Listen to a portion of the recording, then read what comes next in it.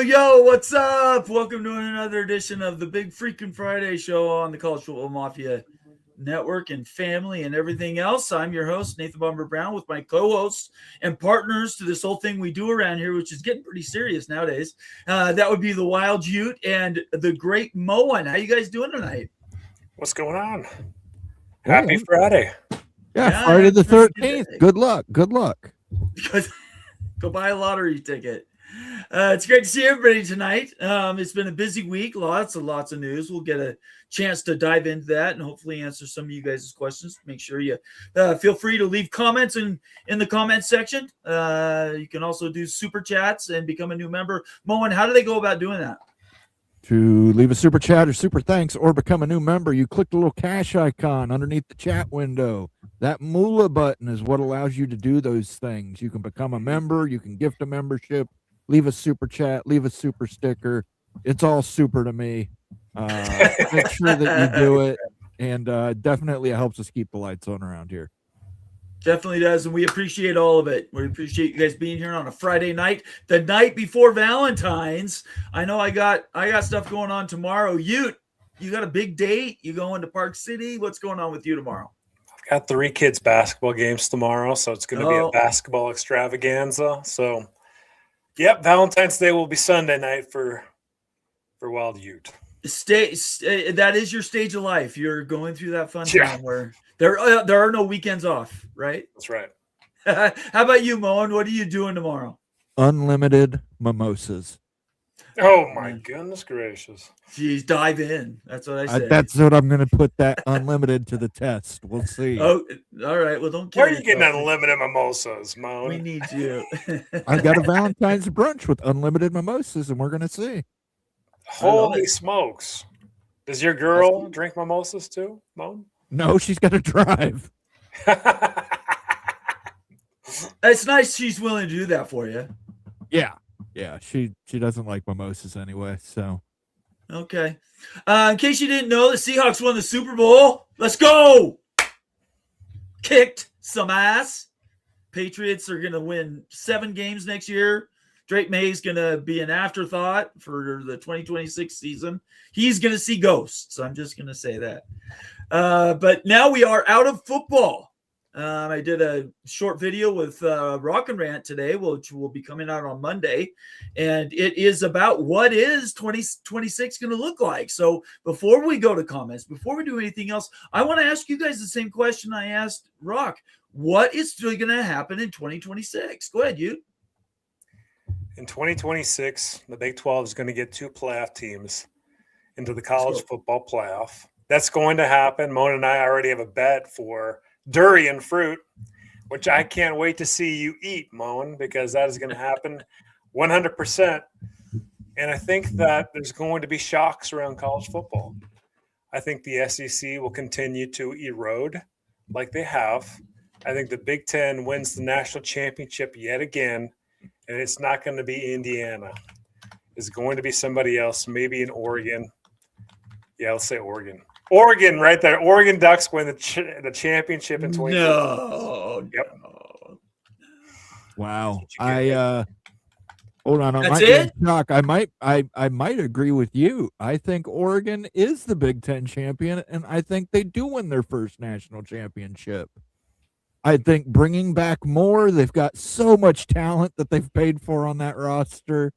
I do like Oregon. In the SEC, who knows?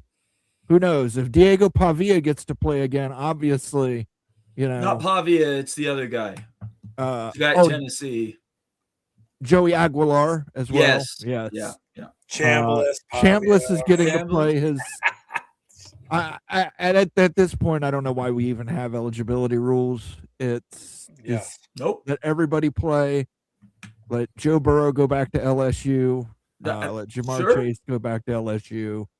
Hey, look. At the end of the day, why go to a professional league, basketball or football, and run the massive risk of getting hurt and signing a rookie contract that's half what you're going to get in NIL money at a top school? There's absolutely no reason to do that. There's no reason to do it. It makes total sense. If you guys and myself were just elite college football players, we'd do the same thing.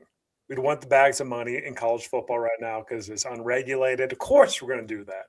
There's got to be some pushback on the other side too. It can't just be a player psychotic system and stuff where you can be 45 years old and a college football player. Absolutely. I agree. That's the way it's going. There's no eligibility. Like there's no linkage to the school. It's not even college. It's just football now. It's not college anymore. It's football. There's no really relation to the school much anymore. Yeah. It gets farther and farther away. That needs to stop. I don't disagree with you. We do need change. I think I do disagree with you guys on some of the changes that I would like to see. I would like a CBA and let that be the rules that they then govern in a new autonomous governance structure. And anyway, regardless, in 2026, it is going to be the year of people returning. So Ole Miss made the playoff last year. They get their quarterback back. Nobody left to go to LSU. They're reloaded. Why can't Ole Miss win the national championship next year? They got poached by LSU pretty bad. And Chambliss or not, I mean, I just don't see Ole Miss really even getting back into the playoff. Okay. Because they've lost a lot of pieces there and everything. LSU is a team that could win the national championship. Seriously, absolutely. Okay. I think Oregon's going to be there, like I said, but LSU will be there with Levitt at the helm, with all the talent. You guys, they had the most talented transfer portal in the history of college football. They paid bundles of money. Yeah, they paid like $20-30 million for the transfer portal. Wow! They will be able to reload that sucker, and they are a contender next year. Shoot. They might even win the SEC, guys. Like they're certainly a national championship contender. The SEC, they might rule that too. I mean, we'll see. LSU is a team to watch. That's why I wore my LSU colors. I wore my purple and gold tonight. Support. Next news item. I'm just going to bring it up. Dennis Dodd. I'm going to post the link so everybody knows we give credit where credit's due. Basically, Big Ten proposing 2014 playoff again with the SEC, except there's some negotiation going on there, Moen. Absolutely is. And we talked a little bit about it in my Moen confidential video yesterday, but the Big Ten has a lot of big reasons to go to 24 playoff format. Yeah. Explain how that would work. Tell everybody why it's different than what we talked about during the season this last year. There would be no AQs. Say that again. I want to make sure everybody got that. There would be no AQs. There would be no automatic qualifiers. Yeah. How do you feel about that?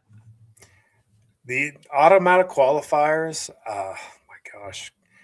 If you are a Big 12 fan, if you are an ACC fan, if you are a G6 fan, it's not good news, guys. Like there's more spots, but it's just a bigger beauty pageant. Like I've got no reservations with saying that I think that even in a 2014 playoff, only 2 Big 12 schools would have got in. I'm serious, guys. I know that everyone's doing projections like, oh, hey, we're matching up this team versus this team because these are the 24, CFP rated teams.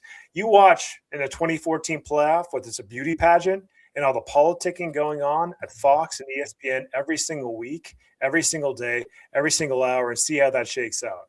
you drink that drink right there after, because it's not going to be good. There's going to be a lot of teams outside the top 24 in the Big 12 and the ACC. So you might sneak another team in there, but like, it's not like you're going to get 4 or 5 teams in, guys. I think you got to be realistic about it. So you need to fight for AQs 100%. That's the only way that you're in. I don't care if it's 4-4-2-2 or whatever, get multiple AQs. That's all I care about.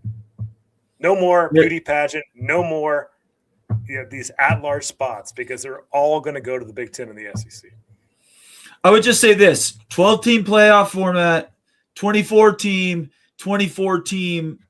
with AQ slots is the top of that pyramid for me. That's the highest I think we could go that would make everybody feel good, like you're just describing, make everybody feel like they're part of the thing. I just don't know if that's going to happen. 24, and the SEC got, Petitti and Sankey are now talking, right, Moen? I mean, they're doing some negotiating. They're always negotiating, man. This is all negotiations. This is, everybody walks into the boardroom and throws it down on the table, and we go from there. Okay. A lot more people are talking about it. That's all I know. Well, one last question, and then we will get to comments. Do you guys think – I think the private equity, private capital leak in the Big Ten, which killed the deal, was on purpose, and it was meant to damage. This one feels a little different. This one doesn't feel so much like it was a crack leak. It was more like trial balloon. What were you guys' thoughts about the way that sort of came out to the public in the last couple of days? Well, Fox wants this 2014 playoff. The Big Ten wants it. They want to expand out.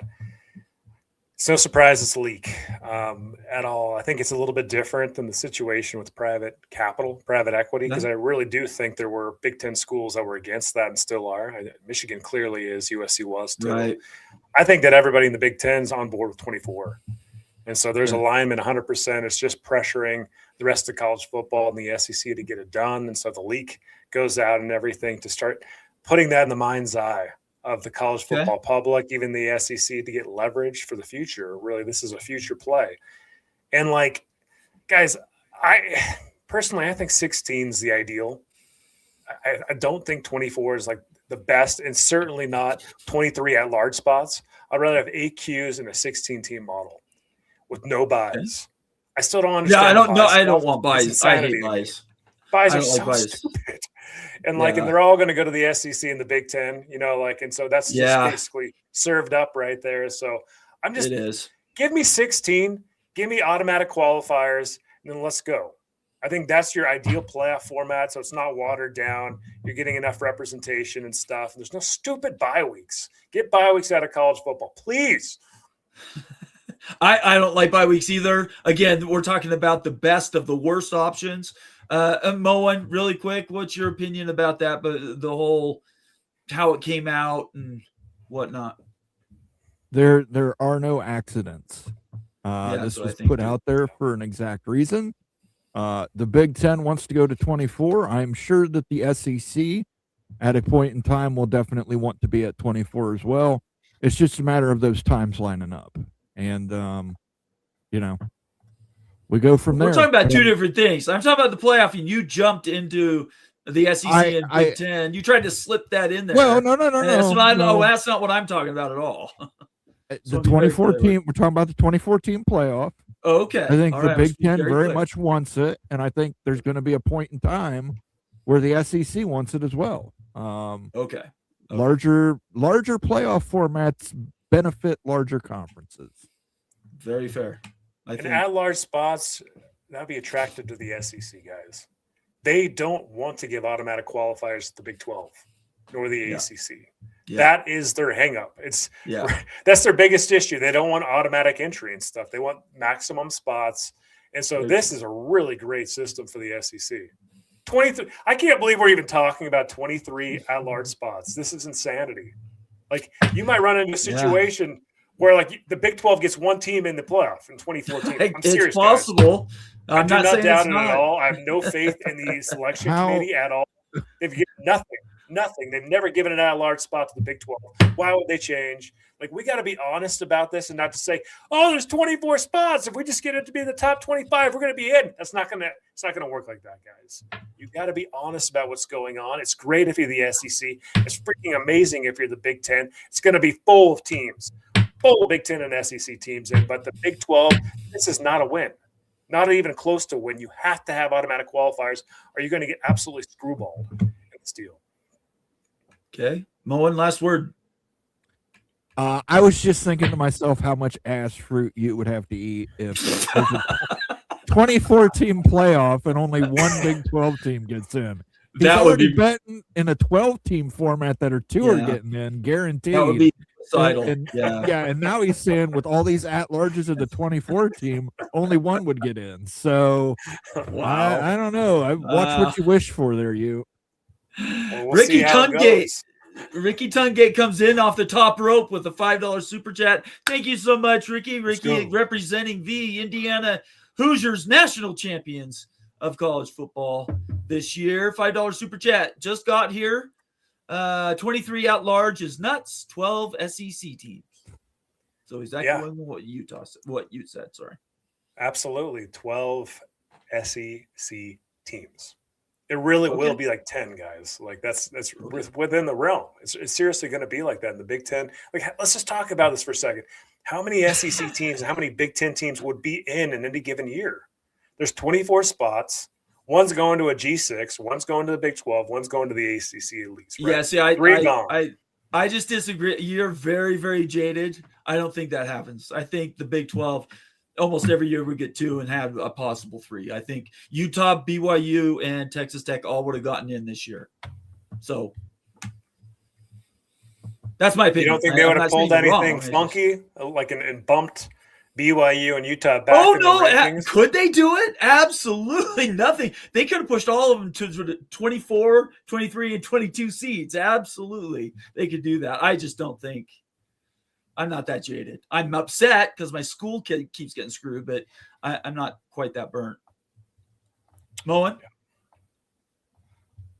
You haven't said anything. Yeah, it's gonna be a lot of Big 10 and SEC teams, guys. I'm sorry. It's gonna be a lot. I'm not denying. It's gonna be a lot. But I think the Big 12 will do okay, especially further down the road you go. Again, the Big 12 start winning some games. You have to get into the playoff. Winning on the field. Yes, Brett Yormark said we want to win it on the field. Brett Yormark has yet to do that. Death sentence that. I'm not a fan anymore. The only one we have is that TCU one. That TCU win against Michigan is the only one. Because they knew Michigan was cheating and they cheated back. So it all worked. They had the playbook a little bit. They did. Evil Badger, Ryan Willie in the house, member for 24 months. Let's get some sounders in there, Moen. Let's go. We'll do it. Let me get to the sound there. Well, let's get a little Badger up here dancing. Yeah, there you go. That's there we good. go. There you go. Let's go. I can see the badge. I can't hear it. I like that one. Let him cook. Let him cook now. Let him cook. I said let him cook. And while you're there, give Tungate something for Indiana. That's right. That's right. We're bad. That's right. Being up on top. Ryan says there should be an age limit in college. Packers will go further next year's playoffs than the Seahawks. I will make a bet with you right now, Ryan, that the Seahawks will beat the Packers to the whatever, NFC Championship, first round. Whenever they meet, Seattle will beat them like a drum. So let's bet. You bet, what was it, 20 memberships, you? Right? I bet 20 memberships. Okay. Hey, I mean, I'm willing to do that right this second. So think of something, Ryan. Make it a partway fair bet, something fun, and we'll come back to that. But I heard, I don't know if you saw my show on Tuesday. There was this just crazy ass radio chick from Milwaukee who said this year, if they had Mike and Parsons, they would have won the Super Bowl. they would have beat Seattle this year. And Seattle has a historically 60 Super Bowls, and Seattle has a top 5 defense. Shut up. I don't care who you're a fan of. That's ridiculous. Gosh, I love doing this. Okay, first chat tonight. Outlaw Skies. He says he's fake first. Outlaw Skies is a big member of the College Football Mafia family. Thank you so much for being here tonight. Buckshot Kid coming in second, saying, oh, hey, at the College Football Mafia family. Thank you so much, Buckshot, for being a valuable member of the College Football Mafia family, along with this guy, the Big Lubbock, who's always first in my heart, representing the Texas Tech Red Raiders, the real first, he says. And then we have Mo, and I'm going to let you say that. I can't ever seem to say it right. Kaio 187. I think it's about to be an all-out war with 6 kinds of hell breaking loose between the SEC and Big Ten. I predict Disney snaps and shocks everyone by getting Notre Dame in the SEC for all sports. Wow! So joining the SEC. That's what he's saying. They're going to ruin Notre Dame the way they ruined Star Wars. So that's almost another one I'd be willing to take a bet on too. You don't see Notre Dame in the SEC? I don't see Notre Dame joining anything ever. Yeah. They'll bow the knee. In fact, there's got to be a Kalshi bet out there right now I can make, right? Yeah. Say Notre Dame never joins in the next 15 years. I should get like 1 in 20 million odds. Moen, set that up for me, will you? Well, you're not going to get 1 in 20 million odds. Find some good odds for me on Notre Dame never joining a conference. I'm not going to be able to find 1 in 20 million. Hey, I said find me something good. I said Conundrum in the house says it must be Friday, right? Yep, it's Friday. It's Friday. Let's go. It's Friday. Youth's on adrenaline right now. The other guy, Daniel, in the house, contributor, somebody who does a video for us once a week. Thank you so much for all your hard work, Daniel. Hi, everyone, he says. Bob Swinger checking in, representing the Penn State Nittany Lions. Also a valuable member of the College Football Mafia family, saying hi, everyone. Skaven, yes. It just went by. There it is. Says, hello, gentlemen. Go Big Red. Go Big Red. It's good to have you here. Another. What does Skaven think about moving over to the Big 12? I'm wondering about that. That's been all the chatter this week. That was just ridiculous. That whole thing. I mean, I'm sure it happened, just like Greg talked. I'm sure it did, but it's not happening now. I mean, that was like 5 years ago or something. Well, yeah, and they were inquiring when Texas and Oklahoma were still in the Big 12, right? So yeah, no, it's like moves and everything. I mean, it's kind of a shocking thing to hear, right? But I don't even think I retweeted any of the stories. That's how bad I thought it was coming out. Anyway, Go Black 45, one of my favorites in the house, representing the LSU Tigers, who you just anointed as the next national champions. Army of 48 breakaway. Army of 48. So he's saying 24 teams. I'll give you your chance now, Bowen. Super League, 224 power conferences. What's your likelihood there? Moen. Did you hear me, Moen? I heard you.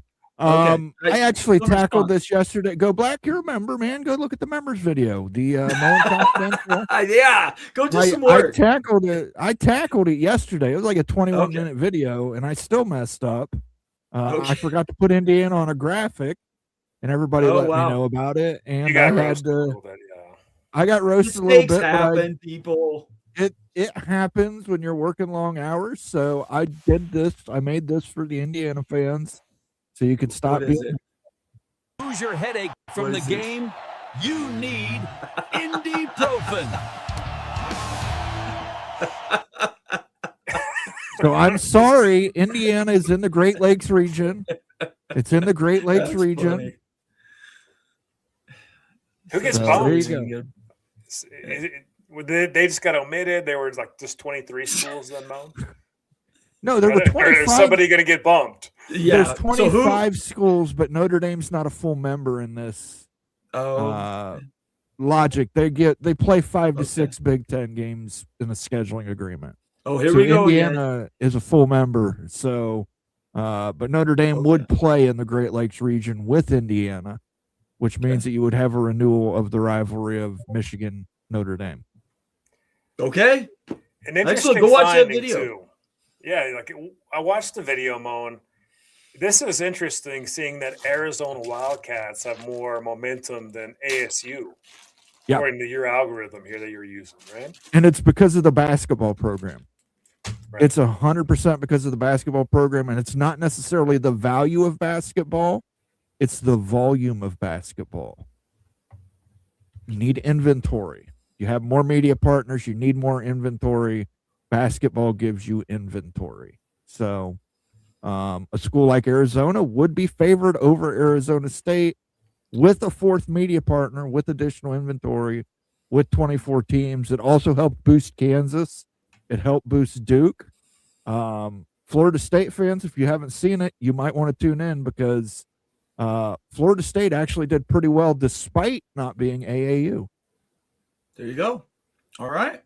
Next is Becky Go Huskies, valuable member of the team around here, College Football Mafia. Good to have you here, Becky. She says hello all. Dave's here, says another member. All these are members, guys. This is so cool. Let's go. It's the best. Enjoy every minute with your kids. Okay, I'm not sure what that was. A non sequitur. Basketball Jones, baby. Probably. Let's see here. Manic reactions in the house. Good to have you here. Manic, make sure you subscribe and follow if you're not a normal. Appreciate having you around. Regular, I meant. What's up is what Manic says. Good to have you here tonight. And then just to point on, there is no limit in Vegas. What happens in Vegas stays in Vegas. That includes if you have a Maltese on your head. Yeah, that's right. That's right. Shonsky, BYU football, saying, let's go. All right. I'm into that. Let's go. Troll grinding cheek clapper, one of the most creative names that we've had around here as a handle. LSU has a much better chance at a natty now that Brian Kelly's gone. Dude couldn't win his first match of the year. USC LSU was one game I wasn't pissed about with USC. Thoughts? I will say this, behind Oregon, I think USC is a serious contender in the Big Ten next year. Really? I can't wait really for do. previews. I think as a very dark horse candidate, USC, I think they've managed to accrue so much talent. Yeah, they had the number one recruiting class. they were They've number one accrued recruiting so class. much talent. Yep. I think it's going to be very shocking how well they play. And I think defense is going to be fine. I think their defense is going to be fine. I don't think it's going to be great, but it's going to be fine. And I think the offense is going to be able to put up enough points to stymie quite a few teams in the Big Ten. USC. Go ahead. I was just going to say USC's been the joke, a joke for a very long time. And USC's a blue blood. So it's not an okay thing to not have them being talked about all the time. But I guarantee you they're all in LA. At Just least like they're not in the Tech, they're writing massive checks. They don't want to ever be behind again. That's Indiana just won a national championship. The real joke in the Big Ten is Nebraska, though, Nate. Come on.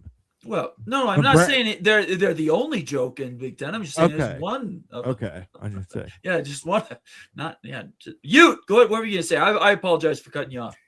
USC had a great recruiting class, but as a freshman recruiting class, going to bring up something. That's true. Here's an idea that I've never heard discussed that I think is relevant though in the transfer portal era. What's the value of really recruiting freshmen as so we traditionally look at recruiting classes based on freshmen coming in, right? And like recruiting rankings based on that.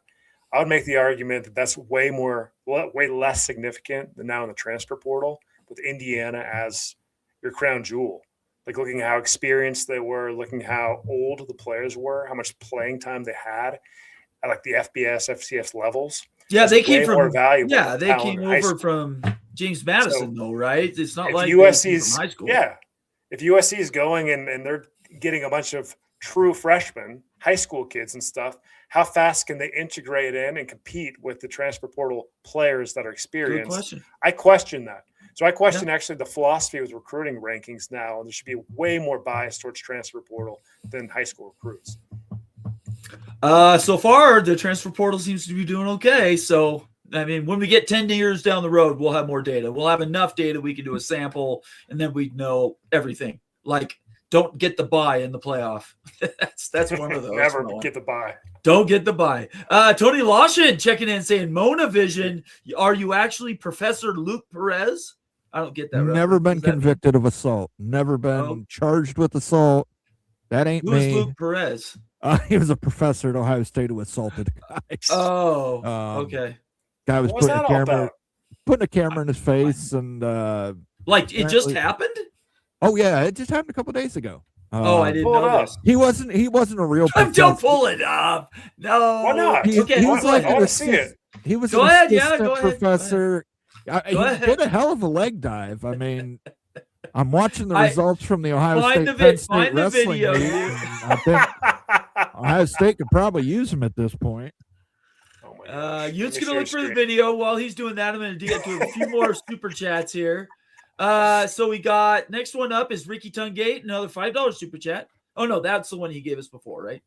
Evil Badger Ryan Willie was $2 super chat. ESPN doesn't want the 24 team CFP. It's a negotiation, right, Mullen? It's all about negotiation, Right. They don't want to pay for it. That's the thing. right? They don't want Right. to pay for it. All right, you show All us. right, yeah. I haven't really seen this clip before, but this is what the chatter is about, right? I don't know Okay. who posts Max. Some So- true swag. Who knows? This is an Ohio State.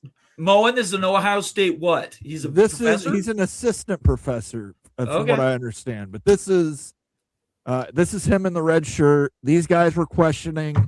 There's going to be a rant here in the second hour that I'm going to get into after Nate leaves, but we'll get into that rant in the Okay. second hour. Let's just watch what goes on here. Just watch. Yeah, what do it. happens. You play it because I didn't see it. No.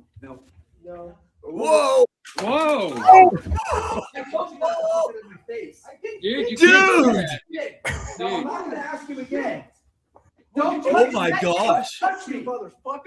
Who the fuck put your hands on me, Dude, sir? that's- Put your hands on me, sir. God damn, dude. You shoved that camera into my face, sir. Whoa! the camera did hit. I think the camera actually might have hit him. Regardless, Do that the again. camera. You. Run that again. Run that again. Just the beginning. You don't have to do the fight. Just does the camera actually hit him? All right, here. Let's see if we can zoom in on this. Yeah, there thing. you go. Does the Right here. camera hit him? Can I slow it down too? The What's up? camera never touches him, by the way. All right, here. We're gonna go here just at wanna 25 see. speed here. Yeah, let's go. Let's see. Does the camera touch him?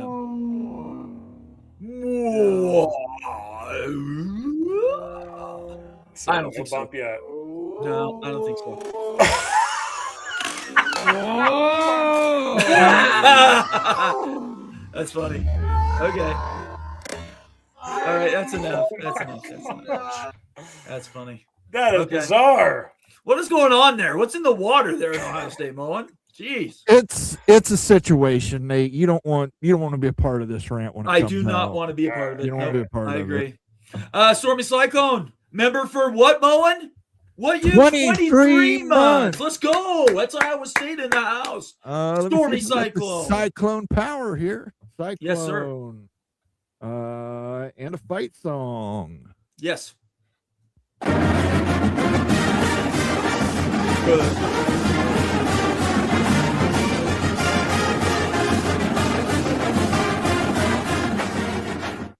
Very good. Stormy Cyclone says, I think the Big Ten is done compromising on the CFP. Yeah. Yeah. Nails. Big Ten's Yeah. just done compromising in general. They are pushing their weight around, and I don't blame them. It They looks can like do they've it. got support now with Fox, right? If Fox Yeah. is in their corner, they can do all kinds of stuff now. Before, I don't remember in the last month or two, Fox coming out and saying, we're right shoulder to shoulder with Tony Petitti. Tony Petitti's been getting dragged for 3 months. So, I don't know. Stormy Cyclone gives us another $5 super chat. I was wondering if you could show us the beauty pageant contestants again. Well, I know there's been a little bit of chat discussion about the Indiana swimsuit competition, right? Oh my goodness. And just making sure that like we're really reflecting the championship nature of Indiana, right? Okay. So here we go. Hey, she looks better, guys. She looks a lot better. The title Oh. helps. The It title does. What are helps. you guys doing? Hey, look, this is not me. I'm not in on any of this. I'm This saying is she's. Wild Ute. You come back 100%. as them, not me. I'm saying she's a solid 4 now.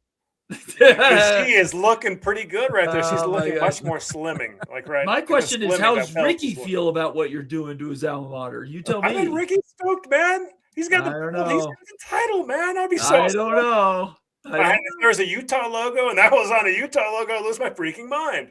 Okay. Let's move along. Ryan Willie again says, I'll do 20 memberships. If the Seahawks repeat, I'll bump it up to 50. If the Packers win the Super Bowl, you'll need to do 50. So 55. Yeah, I can do that. Let's go.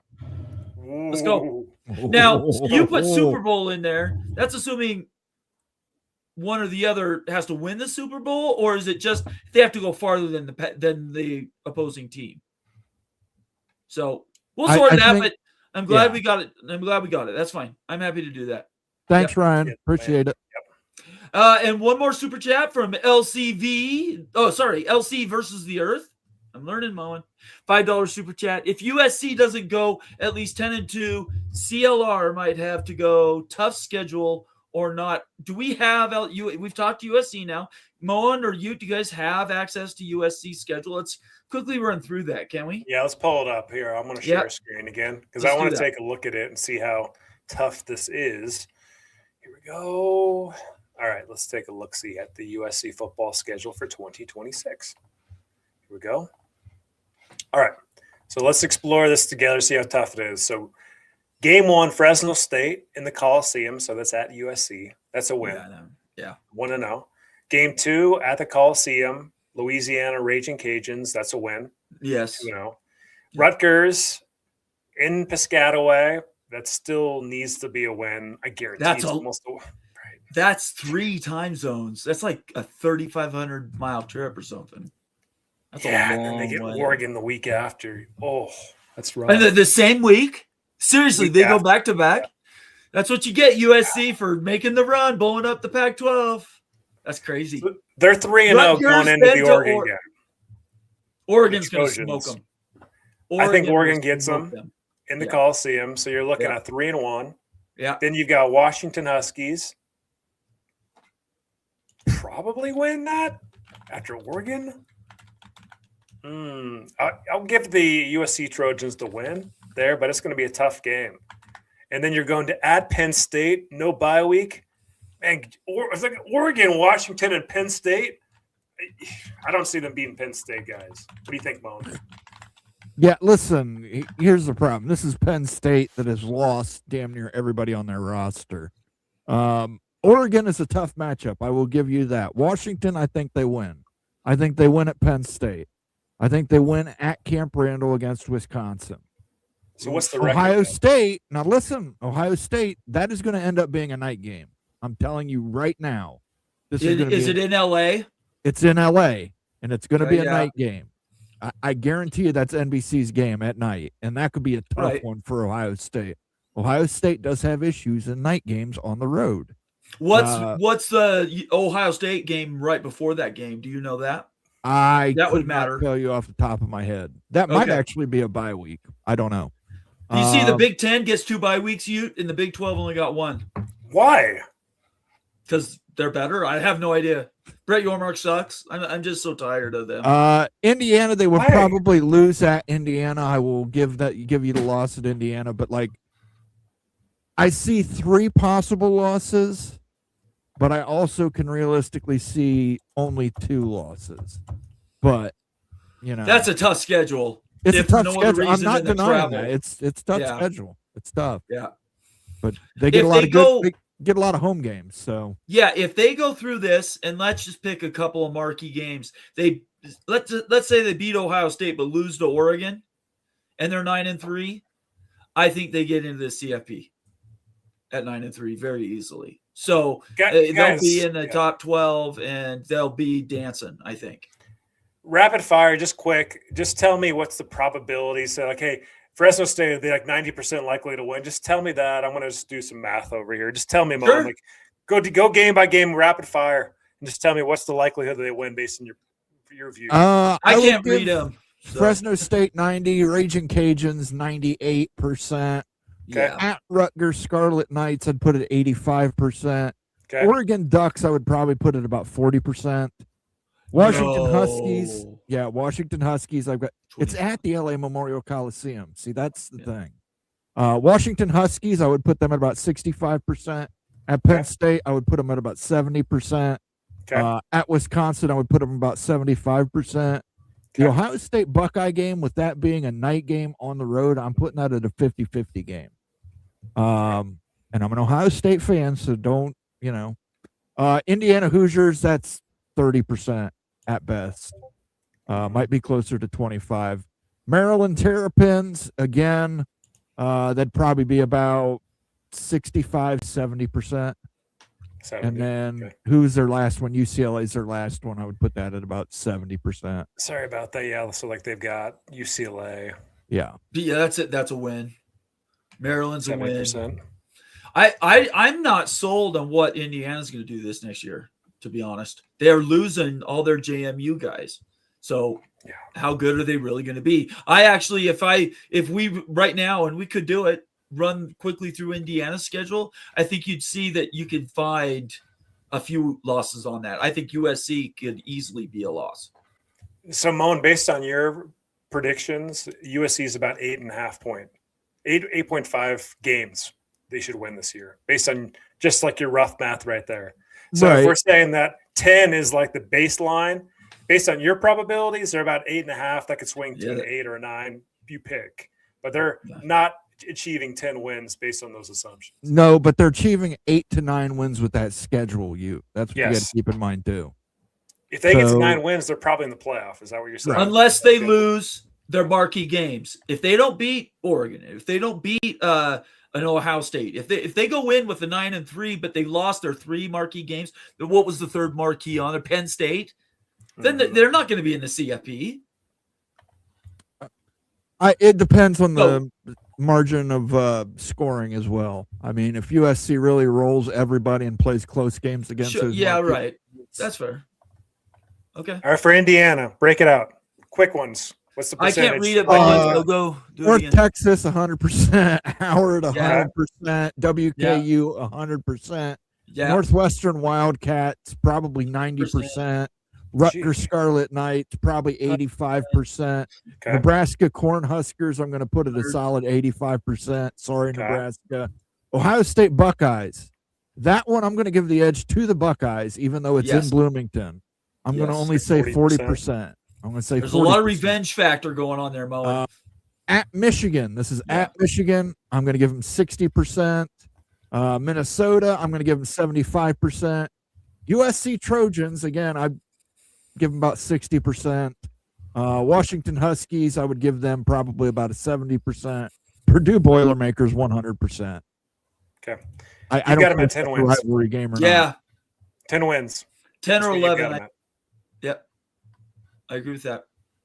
There you go. Mo and 10 wins for Indiana, 9 for USC. Yeah. We will find out. It does matter who you beat. That is a good point. Becky, just doing a fact check here. For your information, the last time USC beat Washington in LA was 2011. That was 15 years ago. They have 2 wins since. Congratulations. Those were in the Pac-12. Come on. I don't know. I'm a Husky fan. Anytime I see a Trojan around, I'm like, dude. I love Becky, but I think Washington's going to underperform next year. I don't understand how that quarterback can leave and come back and then have teammates who are, I think that team is completely fractured. I agree with you 100%, Mon. Yeah. I'm really concerned about it, actually, as a fan. Becky, again, $2 super chat this time. USC is still looking for a non-conference game. Did we miss? So that was only 11 games, or did you score? It 12? was 11 games for USC. Just did a little rounding and stuff because I figured we missed one. Right. Is that true, Becky?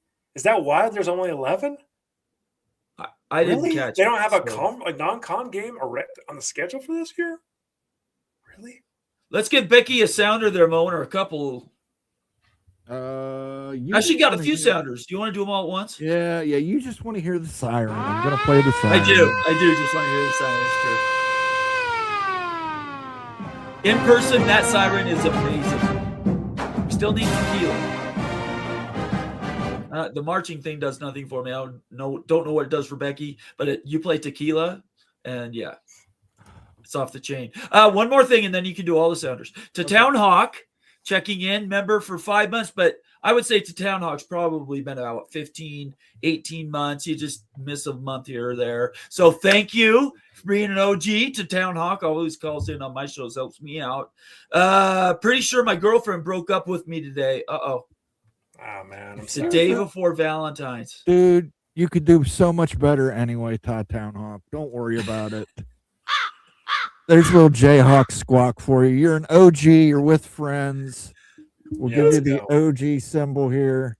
Yes, OG. do that. Oh, you've invented a symbol, have you? Yeah, Okay. that's the I OG mean, special symbol. sign. So I feel for you, Todd Town Hawk. I do, but you'll do better, man. You'll rebound. One more from Becky, another $2 super chat. It's true, Notre Dame was game 12. Yeah, that makes That's sense. right, it was. And then BYU picked that game up. So, yeah, that's right. That's right. Man. It's a big game. Big game in the Big 12. Big, Maybe big, the Utes to probably, switch. yeah, it's a big game. Maybe No. the Utes should buy Arkansas out and play USC. Let's There you go. Drop them. Drop them like a bad habit. All right. We have made it through basically all the comments. We've made it through all the super chats. We are actually 15 minutes early. It's about the time where I start to sign off. What do you guys want to talk about right this second? Moen, you had something lined up? I want to play some sounders here. Oh, I forgot about that. Yes, for Becky. please. You saying you can't control your bitch here? Yeah. Easy. Oh, sleazy. Pimpin' ain't easy. Pimpin' ain't easy. Pimpin' ain't easy. Here's one for Todd Town Hawk. I am feeling the effects of masculinity right now. I feel the testosterone. I want to go to war. I want a lightsaber. I'm a man. You hear that, Todd Town Hawk? You get out there, brother. Yeah, let's go. Haul off that horse. You punch that horse in the face. You get back on that horse, and you go get a better woman. You hear me? That is too funny. Don't That is dwell on absolutely this, too Todd funny. Town Hawk. You've got this, brother. You've got this. When did you turn into therapy, Moen? What's going on? I like it. I love it. Yeah. Let's do a little whoa, Nelly. Whoa, Nelly. There you go. Let's That's go. what she's Best gonna play-by-play be, person ever. Keith That's what Jackson. she's going to be yelling when you're done with her, Todd Town Hawk. Whoa, Nelly. Remember Oh it, my brother. gosh. You go Give out him more there and you Jayhawk put squawks. some Give of him that. 5 of them, Moan. 5 Yeah, Jayhawk let's go. squawks. Wah! Something. Are you? What are we doing? Give him 5 That's the Jayhawk remix. squawks. That's the remix. Okay. Before we get to the other sounders, we got another one. Marcus Williams, been a member for 11 months, a whole freaking year almost. Thank you so much, Marcus. We appreciate you. Thanks for being here. We always love seeing you, man. He's saying the big schedules are awesome. Loving all these tough schedules. Those first 3 games, man, that's a gauntlet. Michigan is going 10-2. Book it. So I'm going to let Ute predict what Michigan's going to do this season. Oh my gosh, Michigan. Pull it up, you. Are you Pull it hate up. watching? Are you being honest? Let's go. I've got mixed emotions. Like I love Kyle Whittingham so much. I want to see him succeed, but I'm like a little salty on some of the U transfers, right? And and what's perplexing to me is John Henry Daly's getting all this love and stuff, and like the #1 player in the transfer portal and everything for the Big Ten. Guys, he blew his AC, like his Achilles tendon, the second to last game of the year. Hello, he's not playing the first half of the year, guys. Like, wake up, Michigan fans! Like, he's not playing maybe the whole year. I can't believe it. They're like, oh, this guy's gonna be amazing. He ain't playing half the year, guys. It's never going to be the same player. Hey, look, Marcus is saying about the team. He says 10 wins, 2 losses. We haven't looked at Michigan's let me schedule. pull it up and stuff. Pull it up. I had some feelings on that one, Kat. I Zoom can't in a tell. little bit. I can't tell you have any feelings at all. Okay, so Michigan Wolverine schedule. Okay, so Moan, if you wouldn't mind, and Nate too, why don't you guys throw the likelihood of victory out, and we'll see what kind of win total we'll get from Michigan. All right, let's go. Hold on a second. Let me pull this back up here. Western Michigan, that's a win. Yep. Oklahoma, What's the likelihood that they win?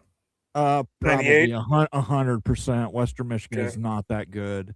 Got it. Oklahoma At Oklahoma. 30% maybe. Yeah, I'd maybe say 40, but yeah, Yeah, UTEP, that's probably an 80%. 90% Versus yeah. Iowa. This is interesting because I think I'm going to put 55. You know what? No, I'm not. 45%. I like Iowa in that game. Moan, you're slamming I like Michigan. I'm Iowa just in telling that you the game. win total. Well, I'm just telling you. Nate, I think that we need you to jump in here and really kind of maybe look at this a little bit differently. For the Wolverines. How did Iowa do in their bowl game against an SEC team, and how did Michigan do in their bowl game against? Bowl games don't matter, Moen. They do matter. They don't matter. They do matter. At Minnesota, they've probably got about an 80% chance winning that game. Okay. Versus Penn State, I'm going to give them about 65%. Where is it? It's at Ann Arbor. Oh, it says yeah. versus, Okay. so That's probably closer than that, actually. Indiana, I'm going to say probably 45%. I think they may have a chance. Okay. Rutgers, 80% chance. Is Rutgers? Is this the year for Rutgers and Maryland? Moen, tell us now. Is this the year for Rutgers and Maryland? Not the year for Rutgers. Okay. Michigan State. This is a rivalry game, so I'll say 60%. Dang. Oregon, 20%. Dude, this is not going well, Moan. UCLA, I'll give them 65%. Oh my gosh. Ohio State, I'll give them 20%. So this, you're 6.5, 7. If by my internal math.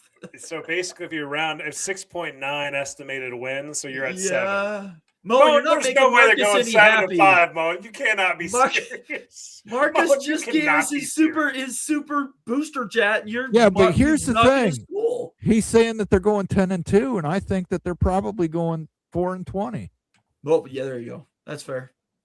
And That's you know fair. why I think that? Because pimping ain't easy.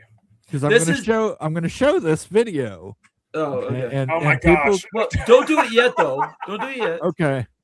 Yeah, Wait, we let's just got make a sure new we member. get this right, guys. Guys, we got to get Go this ahead. right. Go ahead, finish it. I'm just gonna. I think that we need some adjustments. We're at 6.9 wins for Michigan. That seems a little off. That's right. So we're at That's 100% about right. likelihood of victory for Western Michigan. Oklahoma's got to be greater than a 30% likelihood. You're at home, guys, versus Oklahoma. Doesn't matter. I misheard that. I thought it was at Oklahoma. I apologize. No, this is at Michigan. They were at home versus Texas. Okay. I'm mean, telling you, they're going to be favored to win that football game. 45-55. Make a pick. I'm saying I'll do a clean 50 on that Okay. game. How about that? All right. Fine. Then UTEP, I think that they're probably 90%, 100 maybe. Yeah. We'll give them 90. And then Iowa, 45%. It's at Michigan. I don't know anything about man. that. You got to adjust up. I would say like 60. Give them a 60%. Okay. And then the rest, I mean, and the Ohio State, is it really 20% chance? And Julian Oregon, Stan, 20% Jeremiah chance? Smith. I'm just look. They're at I 8 said what wins, I said. guys, I truly. listen. I'm sticking by what I said. Okay. I think they are an 8 or 9 win team. Well, yeah, based on what we're saying, they're 8. Yeah, and if they get to 9, then maybe they're a playoff team. Hey, it's what? maybe Let's might not ask make the this. Let's before we get to a new member. We got a new member tonight, so we got to celebrate that in a second. Before we do that. What happens if he goes 5-7? What happens if he goes 4-8? Absolutely canned. You think they Why run would him after Michigan 1 year? wait? Yeah. I don't know. I mean, I'm like, just asking. what are you waiting for? I mean, but yeah, like he's probably going to retire in less than 3 years anyway. It's like a 2-year plug. If he doesn't get it done this year, it's time to move on. Okay. All right. I mean, I just don't think there's Marcus a lot of happy. mercy That's in all it. I'm saying. All right, Moen. We got All a right. new member. Reese Washburn is a new member of the College Football Let's Mafia go. family. Let's go, Reese. Oh, yeah. Thank you, Reese Washburn, for becoming a member of the YouTube Let's go. College Football Mafia channel. You now have access to all the YouTube member benefits, including our emotes in chat, and you can access our extensive library of member-only content where we reveal insider information and data stuff and all kinds of cool stuff. Definitely want you to check that out, and we definitely want to thank you and say welcome to the organization. We've opened the books. You're a new member. You're a made man. Let's go. Thank you, Reese Washburn. Now can I go ahead and pull that off the stage, and let's add this to the stage. Go ahead. Yep. And we'll look at this. This is allegedly from the Michigan locker room. What the hell?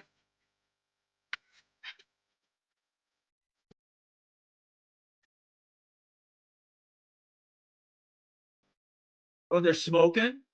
They're hotboxing. They're hotboxing. I've never heard of that. What is that? Where you smoke weed in an enclosed location. So everyone can smoke at the same time. I thought you were going to say this is a porn movie. Honestly, And what's going on? allegedly, the gentleman in the beanie is Bryce Underwood, who is 18 years old. Is this legit, Moan, or is this AI? This is not AI. This is not AI. Are you serious? I can confirm it's not AI. So Kyle Whittingham's letting them hotbox in the dude. What the heck is going? It's not going to go well, guys. That's crazy talk right there. That's absolutely that is not going to go well. Yeah. What the heck, guys? I don't know what's going on. I don't know. Hey, listen. I can see it blowing up. I'm not judging. Weed is weed. I'm fine with it. I'm just saying the marijuana laws in Michigan are 21 to smoke. And you ought to have enough common sense not to do it in your locker room. Or be filming it. Or be filming it and posting it to social media. Yeah. Yeah. But hey, I mean, if the weed was that good that you're willing to do something that stupid, give Moen a call. That looks like a give Moen a call right there. That looks like a Michigan facility, correct? It looked like a locker. I thought it was a locker. So you're telling me this isn't AI based and that the starting quarterback from Michigan is hotboxing in the Michigan locker room with a Kyle Whittingham led team? This makes I don't know. Sense, I don't know when the video was shot. I don't know when the video was shot. So I'm hoping it was under the I don't know December or November. I don't know if they're Michigan players or not. I don't know any of that. I'm just giving you what I'm giving you. I ran it through rumors.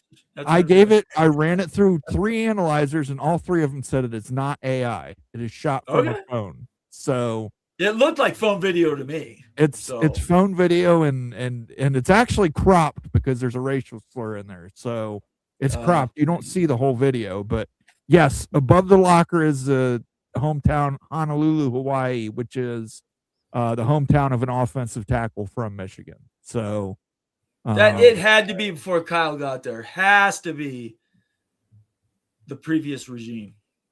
Their last coach was a nut job, dude.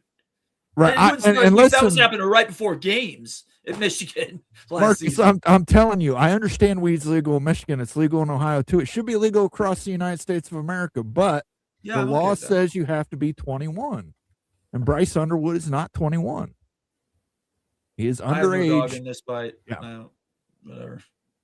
Mark Bowman has shown up. He's walked to the door and we let him in. Good to see you, Mark. $10 super chat. Mark's been an OG member with us forever and a day. I don't even know how long. Since you're going over Big Ten schedules, check out Iowa's first 3 conference games. All right, we'll put Iowa through the ringer. Let me pull it up. All right, guys, here we go. Let's look at the Hawkeyes. This looks like a manageable schedule. Okay. Like it you can just read it to us. You don't have to show it. You can just read it. We'll show. It's okay. Mark deserves to get the full analysis here in the view.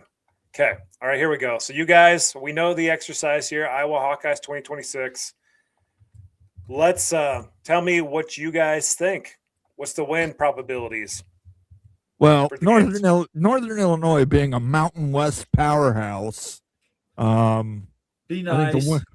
No, I'm not going to be nice. Be nice. I would put 90% on Iowa winning that game. Oh, man, that Iowa State game is a killer. I'm putting that only at 50. I'm putting it only at 50. We don't know what Iowa State's going to be. Their coach. We don't know what Iowa State's going to be, but Iowa no players.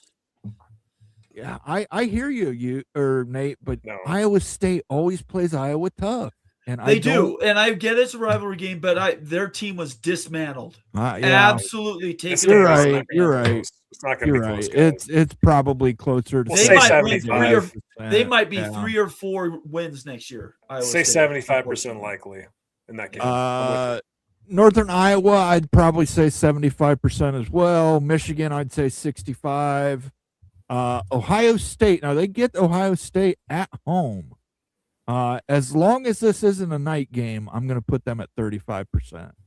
Okay. If it's a night game at Kinnick, they got a serious shot of winning this. Ohio State has struggled historically at Kinnick at night. Well, just the 40%. 40. At Washington, 65%. At Minnesota, 65%. Versus Wisconsin, 65%. At Northwestern, 65%. Versus Purdue, 100%. Illinois is their toughest game after Ohio State. I think Illinois is going to be really good this year. I think, Brett Bielema has done a great job with that program.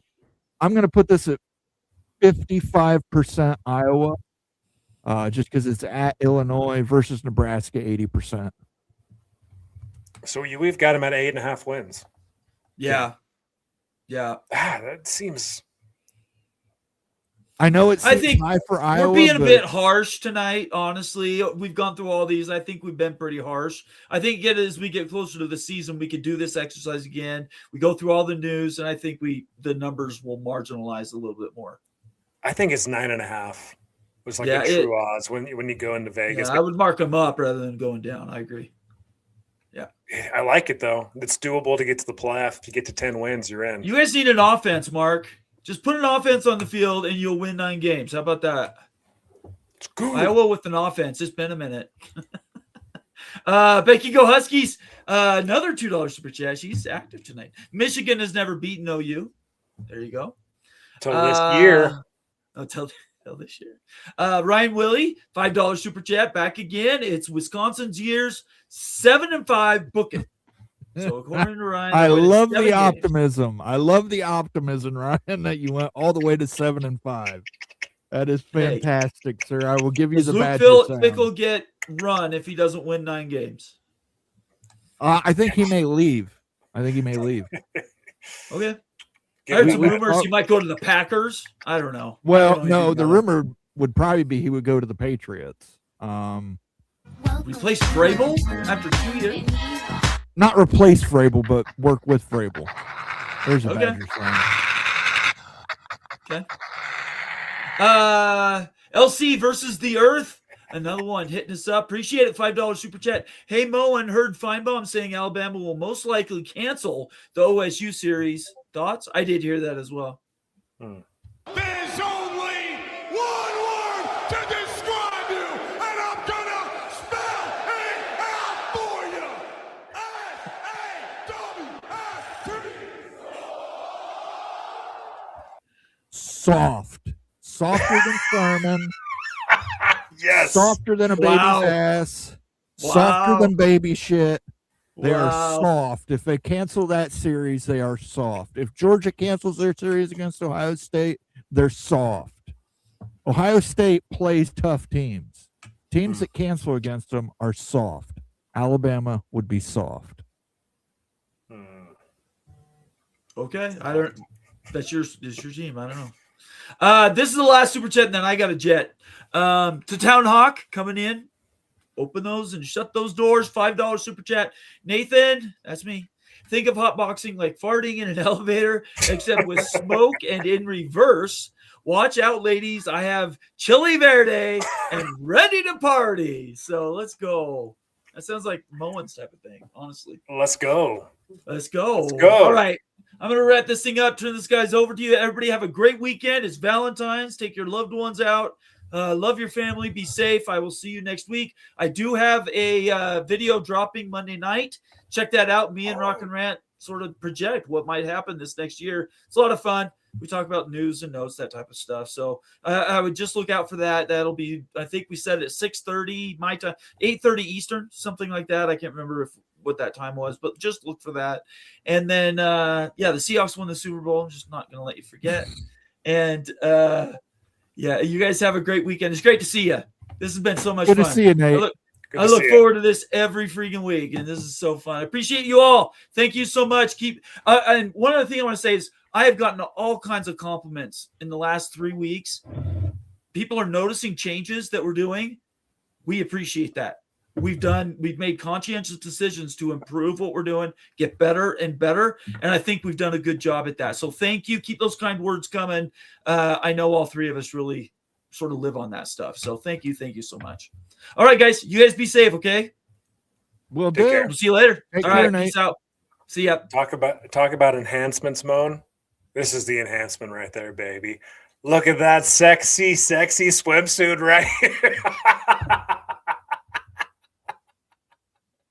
Let's go.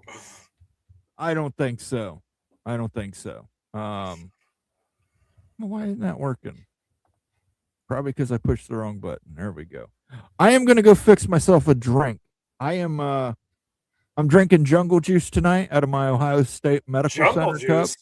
Yeah, that's where I take all the alcohol, little bits that are left in the bottles, pour them into a cooler, and I pour Hawaiian Punch in them, and then mix it all up. So I got a little rum, a little vodka, a little wine, a little, all kinds of stuff, all kinds of good stuff. But go ahead, go pour it. Go ahead. It'll just take me. I just got to go to the cooler and push the little pump, and I will be back in a moment. All right, jumping on this right here. Got to explain this to everybody. So Rock and Rant and I this week have been working on a project that we're going to roll out on the channel and also on College Football Express. And so we have gone down into the plumbing depths of TV viewership in an insane way. What we've done is we've modeled out things like television time spots, team names, AP rankings, time of day of the week, holiday weekend, rivalry games. We've basically modeled out 10 to 15 different factors that will contribute to really someone's viewership. And then we all model this to have a projection of who is the strongest viewership power in the nation.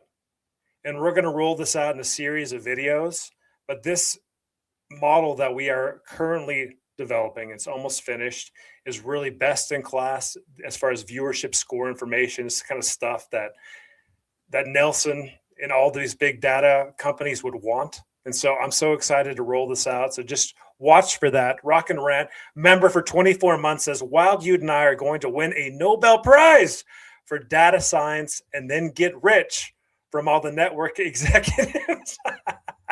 Also, Sac State to the Big Ten Conference right there. Excited to roll it out. There's going to be a lot of good content and everything.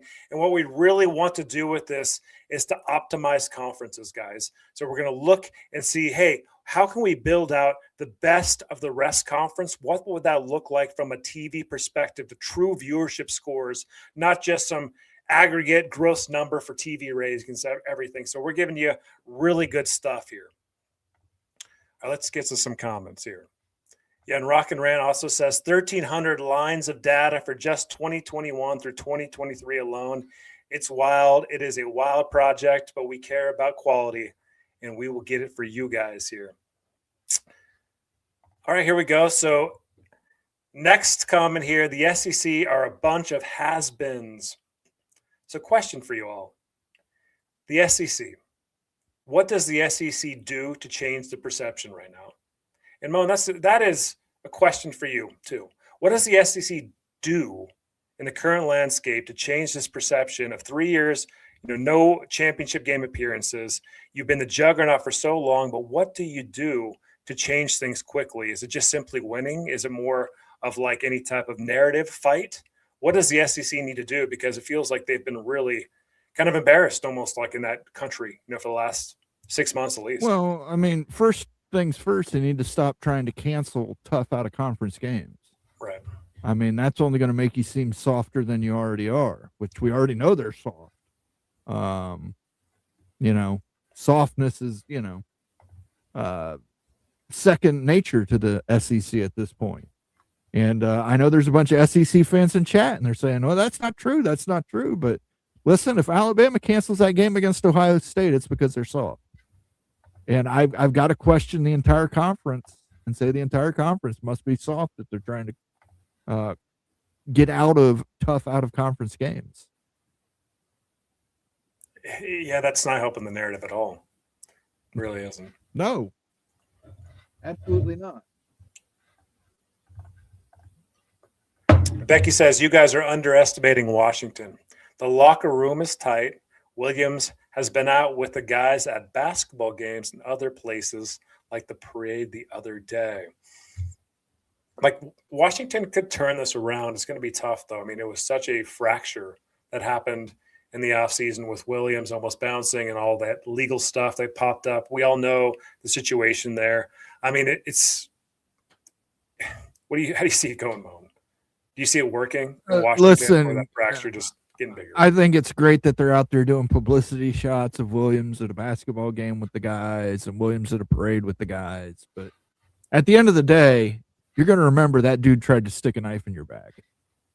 Yeah. And you've got to wonder when the next knife's coming. So.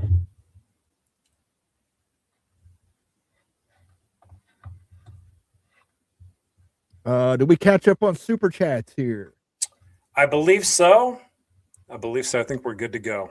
Super Chats here.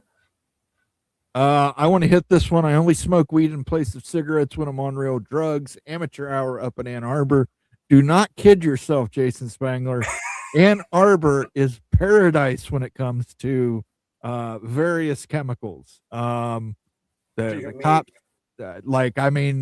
you can order something and they will pick you up in a van and they will drop you off.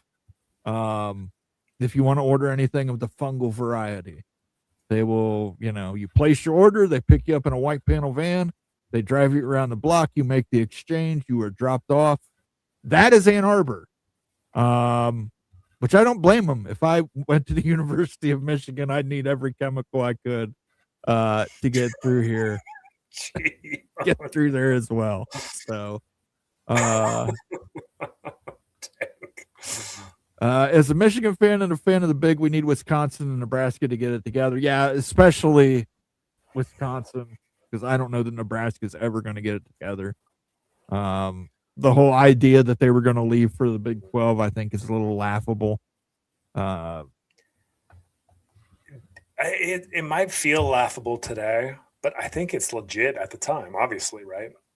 With all the information that's came out. It's credible, right? It was COVID year. That was when the Big Ten wasn't going to play football. There were a lot of extenuating circumstances there that I think went into that. So, is it just because they're trying to relive the glory days? Like, Nebraska's brand's still strong, but it's been so marginal for so long. Like, do you think that there's a good portion of the fan base that just wants to win again, wants to go back somewhere that they've won in the past? Like, that's got to be the thinking, right? I think the thinking probably was that, well, if they're not going to let us play football in the Big Ten, we'll play football in the Big 12. But Ted Carter was not going to let them leave the Big Ten over one season of football. They made way too much money.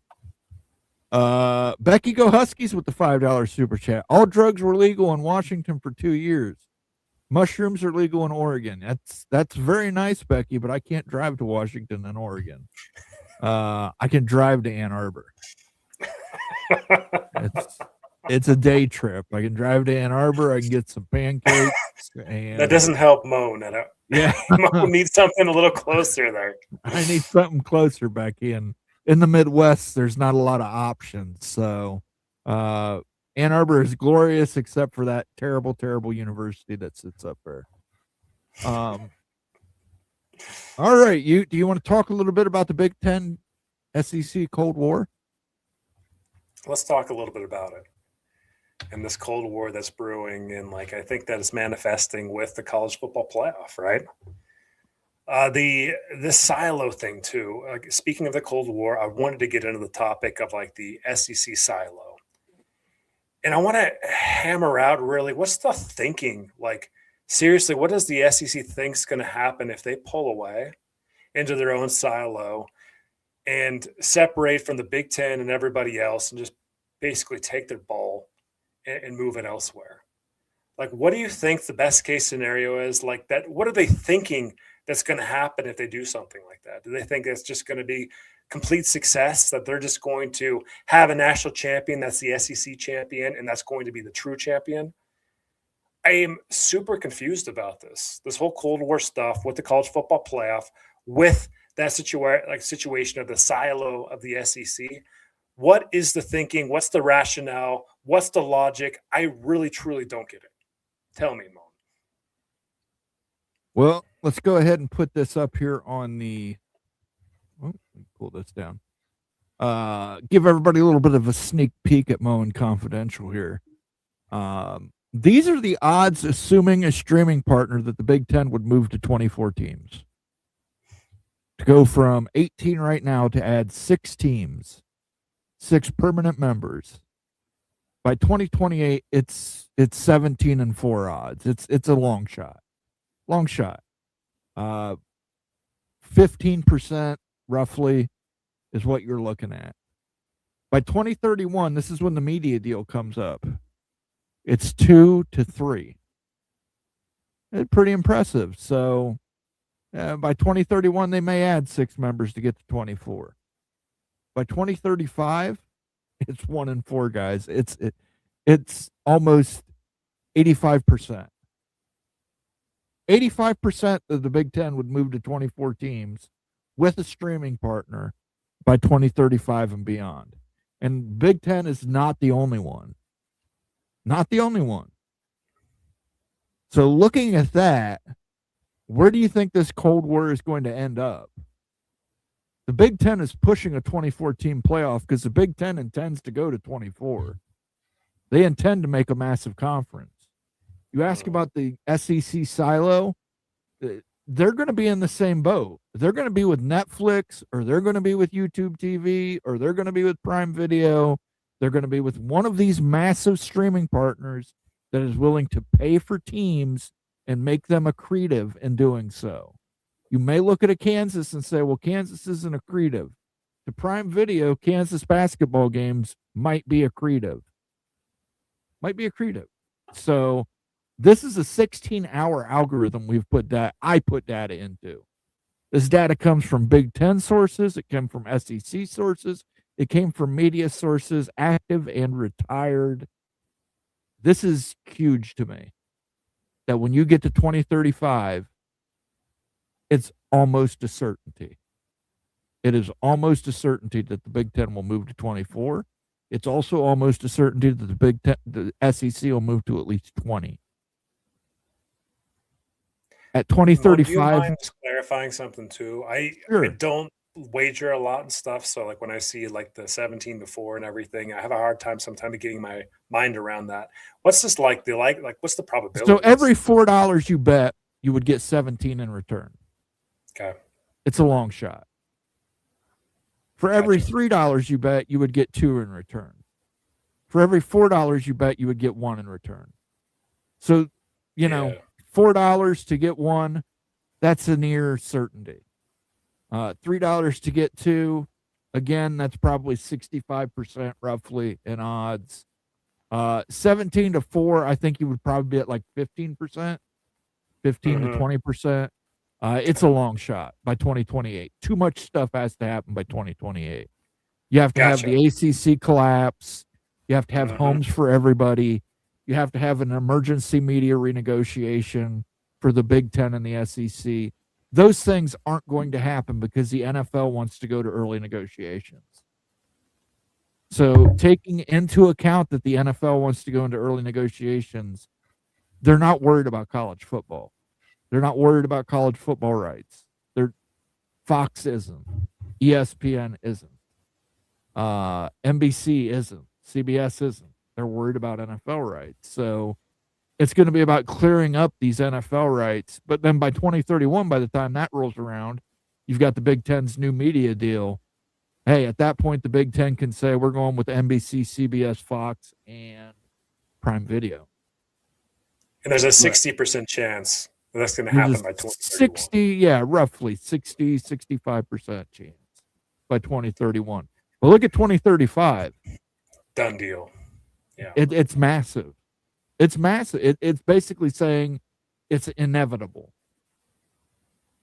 This is almost inevitable that you're going to see the Big Ten expand to a major conference. You're going to see the SEC expand to a major conference. You're going to see the Big 12 expand to a major conference.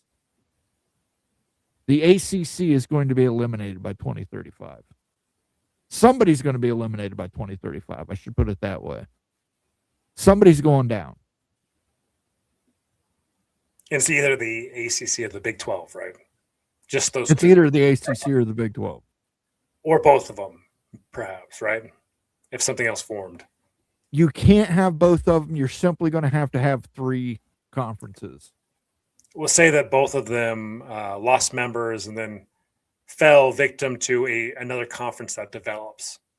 That could happen too, right? You're still going to have 3 conferences. You have to have 3. It becomes too unwieldy.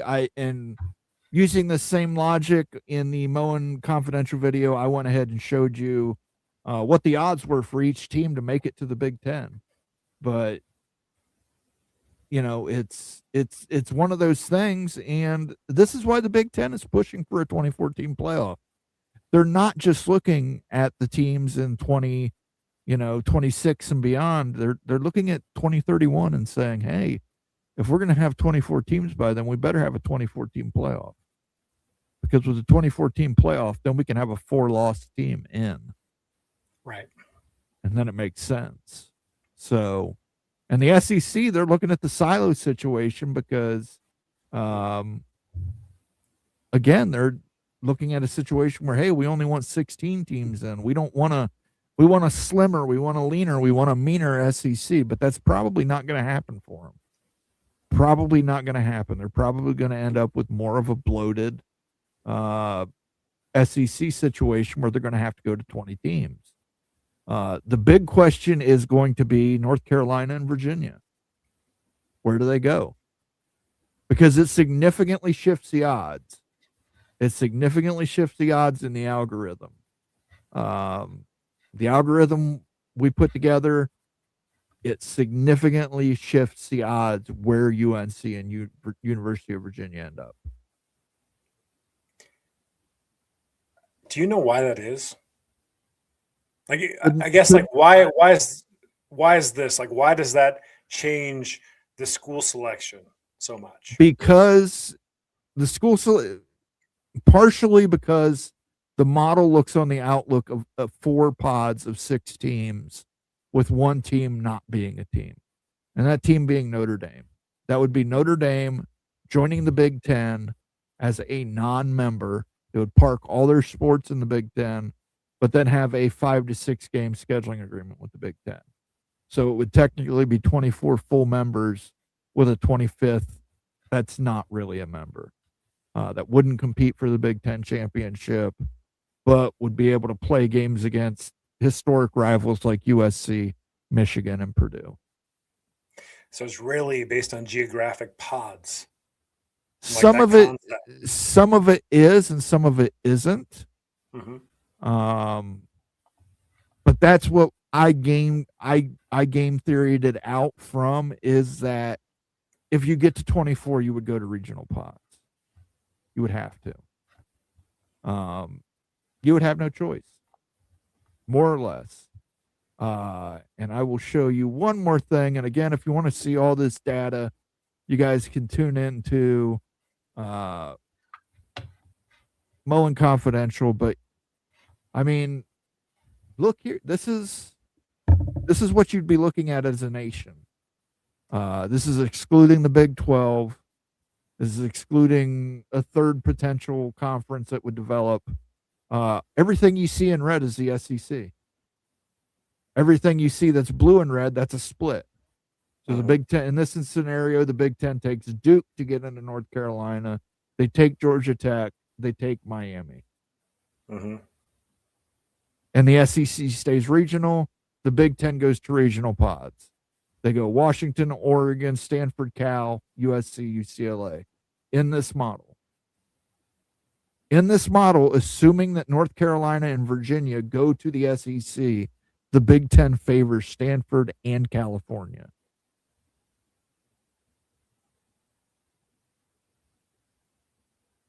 Yeah, I just never see Cal getting in. I know as a I can give 1,000 reasons why that. I understand as a Utah fan you can't see it, but that is just the way that it crumbles. I would like to hear the rationale for Cal in the Big Ten if you're out in Stanford. Like, in a really compelling rationale. I don't think that's the doable. compelling rationale is Notre Dame. Notre Dame would push for Cal. Really? Evil Badger 72 with Notre Dame would push for. You got to remember Notre Dame pushed for Cal in the ACC. That's the only reason Cal and But Stanford Notre Dame wouldn't are in the even be a ACC. member of the Big Ten. They're not a member of the ACC. Not a Do full you think member. they would have that anyway. much sway? That They would. They would be a loose member. They would, because they're going to get, and you've watched the video, you understand the deal from the streamer. But Right. Evil Badger says Notre Dame's a loss. Western Illinois is a win. Eastern Michigan's a win. Penn State's a loss. I wouldn't know. Penn State. Michigan State's a win. UCLA's a win. USC's a loss. Iowa's a loss. Rutgers is a win. Maryland's a win. Minnesota's a win. I hope you do win that act, Ryan. I really do.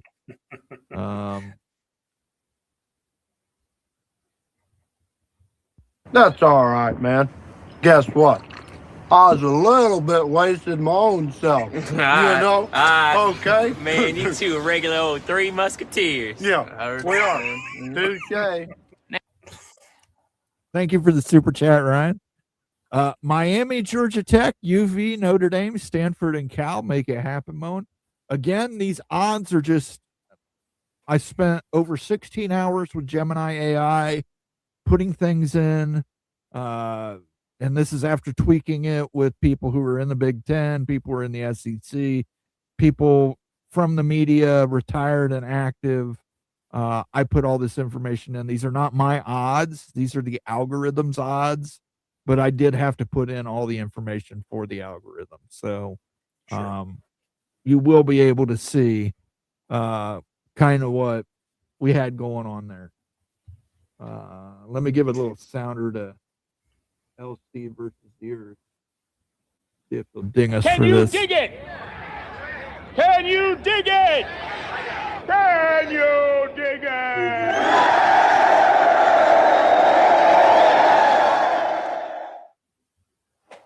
But I mean, if you go back and watch the video, this is kind of why we named this show the way we named this show.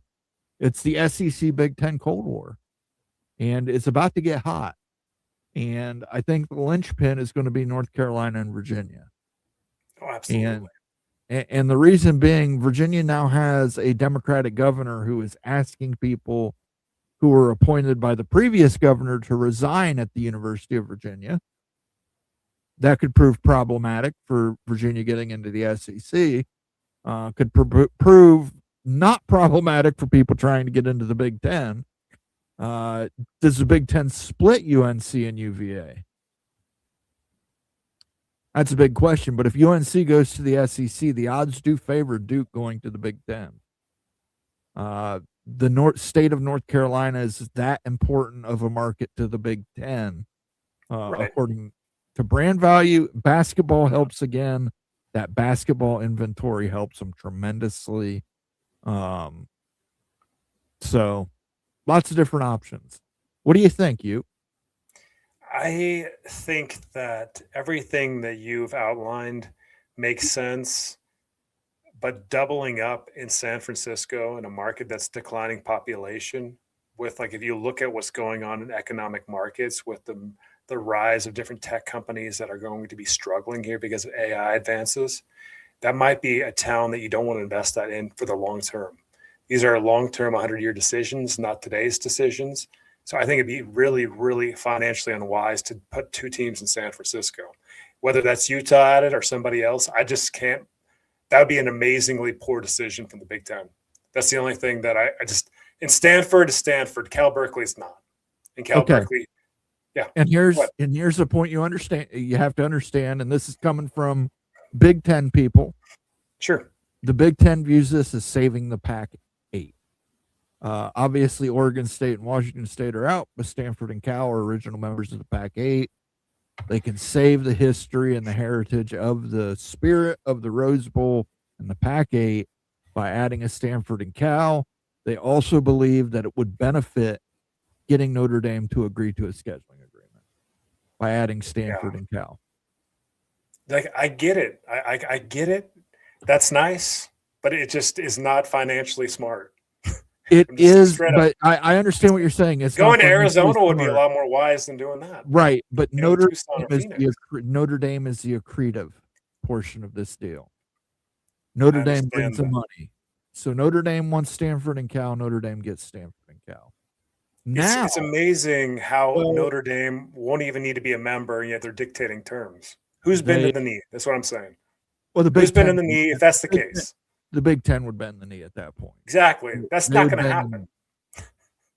You doesn't would make be sense. surprised how quickly that could happen. I will watch Confidential when the show is over, but I would have thought AI would have listed Utah ahead of Cal. Mark, definitely give it a watch because there are times where it does list Utah ahead of Cal. And it lists it, and it's one of those weird things that say UNC and I believe it's UNC Virginia don't join. Utah is listed above Stanford and Cal. It's one or the other. So, and Arizona gets a lot of love, and so does Florida State. Florida State gets a lot of love in this model. Even though they're not AAU, even though they don't have the research expenditures that other schools do, their football brand really powers them in certain cases to be right on the outskirts of the Big Ten. So, and double dipping in Florida is probably a good business decision. Right. For a lot of different reasons, population, migration, right? Like your students' availability, the size of it, like in your different areas of Florida too, with Tallahassee and Miami. I think it makes total sense for both of them to be in. And that would be a good decision from the Big Ten, 100% to get Florida State and Miami in. And, let me pull it up here. So here are the odds, assuming that you're not going to add. And thank you for the super chat, by the way, Mark Bowman. Assuming you're not going to add UNC Virginia. Look how Utah falls. Utah's 9-20. You would have to bet $20 to win 9. Stanford and Cal are 1-1. Florida State is surprisingly 20-11. Florida State surpasses Stanford and Cal. Yeah. Florida State, non-AAU school. Florida State, low research dollars. Florida State, all this debt. Florida State, above Stanford and Cal. Florida State's right in line with Kansas. The only thing that's pushing Kansas a little higher, basketball inventory. The only thing that's pushing Duke a little higher, basketball inventory. Clemson and Colorado are in the same boat. Colorado's AAU. Colorado has a huge market in Denver. Right. It's the lack of sports inventory, quality sports inventory. And I understand what Deion Sanders has done there. And I completely get he's a ratings juggernaut. He pushes ratings. That's temporary. Look at long term. Look at the University of Colorado's athletics long term. It's not there. Clemson's the same way. Clemson, congratulations to Dabo Swinney, his 2 national championships. It's not long term. Florida State's long term. I understand Mike Norvell has not done great things, but Florida State's long term. So I think all of them make sense other than Cal. Like, and the reason is I think Stanford's a no-brainer ad. I think Stanford's going to get in the Big Ten Conference, but doubling up in a market that's a declining market in a state you already have 3 schools in, it just doesn't make sense, man. Like, I'm serious about that. Like, unless it's just about academics. And if that's the case and stuff, then if that's the swing factor, okay. Okay, so in the algorithm, we do take academics into account. We take AAU status into account. We take research expenditures into account. Cal has much more research expenditures than Utah does. Cal's elite, 100%. Like, elite. One of the elites. Right. It's one of the elites. We also take into account the special relationship between Notre Dame and Stanford and Cal. If you can get Notre Dame to become a partial member, if you can bend the knee to Notre Dame, you take a Stanford and a Cal. Also keep in mind how much money adding Stanford brings to the Big Ten. It brings a massive amount of change, and Stanford is also going to be one who rallies for Cal. Let me ask you this question, okay? So if the Big Ten does exactly what you're talking about and takes Cal and Stanford, and all of a sudden they leave out the mountain territory and the desert territory, and the SEC is moving from 16 to 24, does the SEC go after Colorado and Utah? I'm serious. Absolutely. Absolutely. I agree with you. I think the SEC would go for Colorado and Utah. I really do. They have to continue to move west. That's assuming the Big Ten takes Kansas. If the Big Ten doesn't take Kansas, Kansas would be the number 1 target for the SEC beyond North Carolina, Virginia, Clemson, and Florida State. You would look towards Colorado and both Arizona schools for the SEC, and probably Oklahoma State or SMU, TCU, Texas Tech, an additional Texas school, potentially. Because when you're looking at this, like, it's not so different what the Big Ten wants versus what the SEC wants. They want AAU schools, research-focused, good football, brands. It's basically the same type of candidates. But Big Ten might want a little bit more muckety-muck type candidates and stuff, who they are, right? It just is what it is. Like at Cal, Cal would never get in the SEC no matter what because of who it is. But the Big Ten might be willing to see that. But really, you just go on the AAU list, and you've got your candidates. They're going to be the top candidates for both conferences. And so it's really that simple. Like, seriously, like, that's who they want. If you've got a brand in basketball, especially in football, and you're AAU, you're likely to get into one of those 2 conferences. And here's the thing. I'm not saying the algorithm is infallible. I'm not. I just put in all the data I could, all the points that we could, all the weights that we could to see where we came out with. And this is the numbers that spit out. Now, maybe next Moan Confidential, I'll do one for the SEC. I do have a couple SEC contacts. We will talk to them a little more about what the SEC desires. But I think you're going to find by the 2036 range, you're only going to have 3 power conferences, and they're each going to be at least 20 teams, if not more. You're going to have a Big 12 that's probably 20 teams. You're going to have an SEC that's probably 20 to 24 teams. You're definitely going to have a Big 10 that's 20 to 24 teams. And they're going to end up with a situation where they're probably, I know the term silo, Greg kind of coined that term silo. We'll go with it. I don't know another better name for it. Maybe a secession, although that probably stirs some memories for people. But, you're going to secede into your own self. Maybe run 10 conference games. Maybe do 2 out of conference games against lesser opponents. If you're Ohio State, if Alabama and Georgia cancel, maybe you just say, hey, we're going to play Ohio and Bowling Green, and, we're just going to play some FBS opponents, but not Power 3 opponents. Yeah. It's very interesting to look at this, though, because if it goes to 24, both sides, and like if Big Ten goes to 24, the SEC, if they want to add more partners, they need to go to 24 as well. I don't see them 20 teams working, especially it just is awkward fit if one conference had 20 and one had 24 and there's like a breakaway. It just seems like logically 24-24 and having a pull away does make the most sense. It really does. Like I see it moving that way. What that would mean for the SEC actually is 8 more additions. If that happened, right? It could happen. It could happen, but Greg Sankey, as long as Greg Sankey's a commissioner, Greg Sankey prefers a leaner conference. He tends to favor on the side of lean. You can tell that with his playoff selection. He wants a 16-team playoff.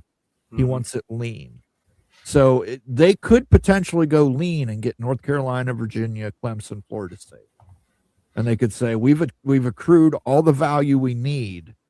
We don't need to go to the Arizonas or the Colorados. We don't need to go to Texas Tech or TCU. We've got Texas A&M and Texas. We don't need to add an Oklahoma State. We've got Oklahoma. Just looking at some of these schools, don't mean to be rude about this. I'm just going to have to be honest about it. Like a Texas Tech, I don't think has any shot at getting in. They don't. Any of those conferences. And here's they're the not thing. AAU. They're out in like market. Like it just isn't going to happen. Like that's just being honest about that. TCU is a borderline, super borderline if they are a cultural fit at all. Oklahoma State is not. They're just not getting in, dude. Like there's just not even. So if you're looking at the Big 12, like who would actually be a real candidate, it's not a huge list, man. Like here's the thing too, and I mentioned it in the video. The schools that are listed are not the only schools I put through that. I put TCU, I put Texas Tech, I put Pitt, I put Oklahoma State, I put North Carolina State. I put a lot of schools through that algorithm. And school like Pitt is AAU. Pitt is everything that the Big Ten loves. But it gets extremely penalized by Big Ten people because of Penn State. Penn State blocks. Plus, what market are you bringing? What growth are you bringing? Like when you're investing in a conference realignment decision, look, okay, I heard this. I listened to a podcast from Navigate earlier this week. They spoke about Big Ten conference realignment on the leader, like the founder of Navigate did. And he said it this way. He said, think of conference expansion for the Big Ten or anybody else is investing in a stock. It's an investment decision. You never invest based on what's happening today or what's happening in the past. It's about the future.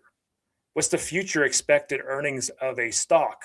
What's the future expected cash flow? What's the future of a realignment candidate? Do you want something that's going to be going down in value in the future or going up in value? That's going to be the biggest swing factor of all that doesn't get a lot of talk in this whole discussion and stuff. And that came from the horse's mouth of Navigate about Big Ten. And so I'm looking for high growth opportunities.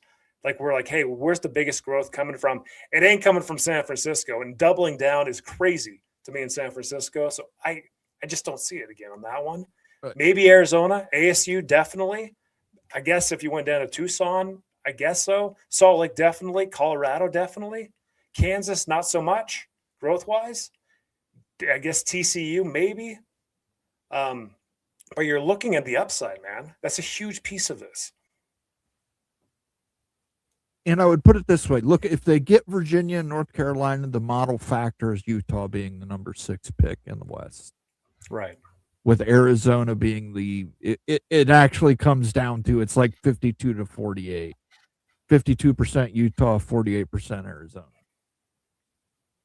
Where they don't take Cal, but they do take a Stanford. Yeah, and Stanford's going to get in. Right. If they want in, they're going to get in. If they want in, they're going to get in. Notre Dame's going to get in. But this is what you're looking at for the Atlantic Division. You get Virginia, you get North Carolina, you take a Miami, you have Rutgers, Maryland, and Penn State.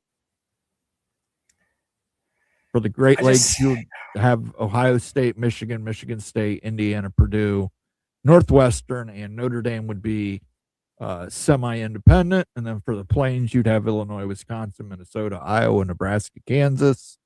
Mm-hmm. And then the West Coast is more fluid, But you have to get UNC UVA to achieve that. If you cannot get UNC UVA, which are huge public universities with huge research expenditures, you look towards Stanford and Cal. Cal especially because it's a public university with a huge research expenditure. This isn't only about football for them. The Big Ten does take academics into account. The Big Ten does take research expenditures into account. Now, that's not to say they won't take a school like Oregon, who has, not so great academics and very low research expenditures, but their football paid to get Washington, which has huge research expenditures and huge academic growth. So, that's kind of the thing.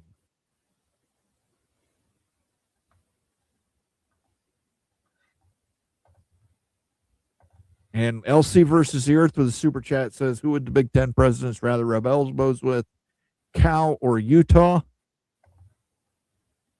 I think that's a pretty straight. I think that's a rhetorical question. I think we both know that. Right. And there's no doubt about that. If you're expanding to 24, who is going to be making the decision? Is it going to be Fox? Is it going to be actually getting into new markets or going into redundant markets with a brand that is nothing? And so basically you're just subsidizing this brand. What's Cal's true media value? In the ACC right now, no one's watched their games. I'll show the metrics. I'm doing the metrics themselves. I'll show them. I'll show how bad their viewership score is. That's what the Big Ten is going to get. It's not going to change. They can't sell it to the stadium. But here's basketball. Show the metrics of what Notre Dame gets. Yeah, they get massive ratings. And that's why they would take Cal. Notre Dame would push for Cal. It's weighted. Notre Dame has done it before. Cal makes Utah look like a charity case financially. All they have to do is invest in Facebook, and away they go. I think that. Oh, and football. I'm sorry. I apologize. All they have to do is invest in football, and away they go. Yeah, Fernando Mendoza, Heisman Trophy winning quarterback. Yeah, last year was at Cal. So, guys, the Big Ten in this case would have 3 teams in the state of California already. This will be the 4th. This isn't like a new state here. That's got to be considered here. And if you want support for why Utah or why even BYU would be a consideration stuff, BYU's got some cultural stuff, so we all realize that. The state of Utah is the #1 growth state in the nation, the #1 economy in the nation. Over the next 15 years, Utah is going to have the second highest income out of everybody in the United States projection-wise, only behind California. You've got 3 schools already in California. The second highest housing market in the nation behind California as well. So it's the economy. The Olympics are coming here in 10 years. MLB's investing in Salt Lake City. The Mammoth just came here. The investment from externally is insane. And yet the Big Ten's just going to just forget all that, forget a whole region and go in redundant, go in San Francisco, which is a dying city. That's why. You already have Stanford. Wrong week to quit sniffing glue. Look, there's nothing in the rule book that says you can't play drunk. You got me going. Look at this guy, so hopped up on goofballs and grass, he's got no idea what's going on.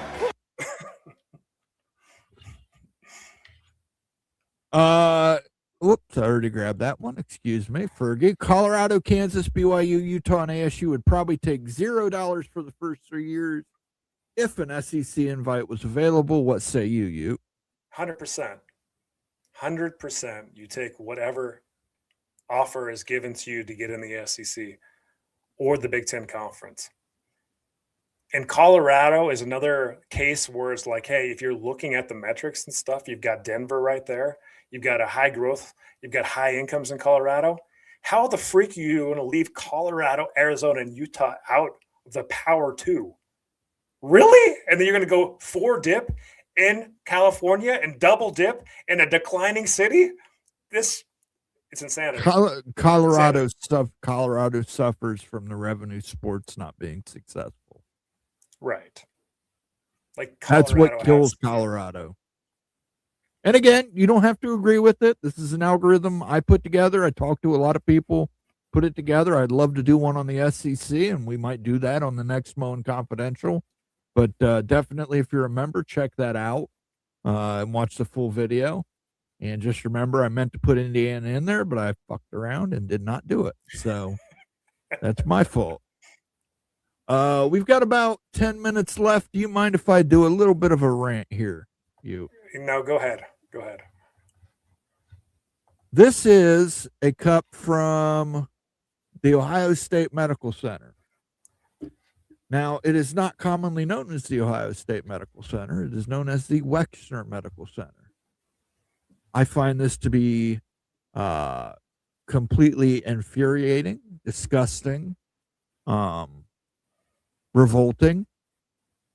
For those who aren't aware, it was revealed this week that Les Wexner, who is the namesake of the medical center at Ohio State, is listed as a potential co-conspirator for one Jeffrey Epstein.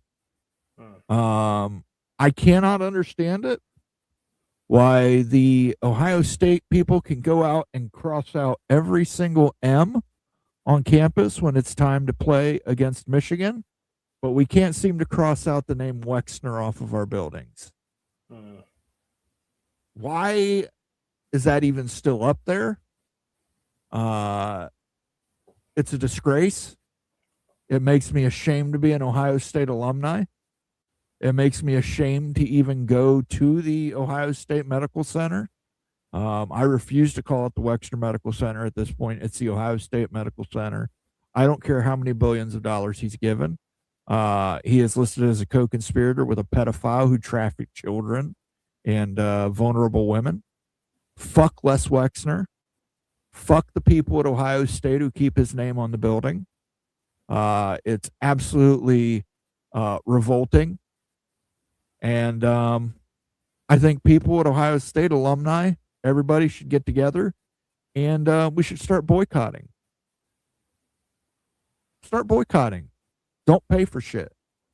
If we're going to keep Wexner's name on buildings, not worth it. Hey, if you got a bill from the Wexner Medical Center, don't pay that shit. Fuck them. Let Wexner pay that shit. It's absolutely disgusting. I am absolutely revolted. It's very similar to the Jim Jordan wrestling scandal. Again, the Toad, Mike DeWine, regardless of what your political views are, Mike DeWine is a Toad man who, is trying to push these wrestlers to settle and sign NDAs and all these other things. And it's an absolute joke. I criticize Michigan. You saw me criticize Michigan earlier. I am equally willing to criticize Ohio State, and I will criticize Ohio State on this one until Wexner is taken off every building at Ohio State. I don't want to see it on any single building, not the medical center, not Wexner Hall, none of this Wexner shit. Gone. Second thing, if you're redacting names for them because the system might collapse, the system deserves to collapse. Stop redacting names. People deserve to know who was involved.